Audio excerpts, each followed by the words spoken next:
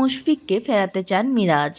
একটা সময় ওয়ানডেতে নিয়মিত দাপট দেখাতো বাংলাদেশ জাতীয় ক্রিকেট দল, কিন্তু সাম্প্রতিক সময়ে এই সংস্করণে টাইগারদের পারফরম্যান্সের গ্রাফ নিম্নমুখী।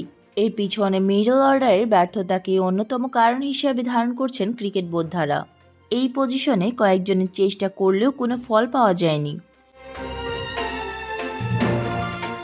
এর মধ্যে গুঞ্জন উঠেছে, প্রায় 2 বছর আগে অবসর নেওয়া মুশফিকুর রহিমকে দলে ফেরাতে চান ওয়ানডে অধিনায়ক মেহেদী হাসান মিরাজ।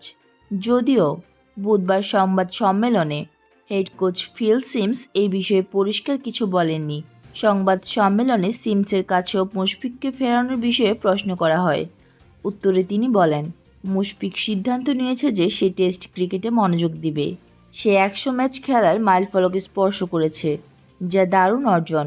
ভবিষ্যতে কী হয় তা দেখা যাবে। ক্রিকেটের সকল আপডেট পেতে আমাদের সাথেই থাকবেন। ধন্যবাদ।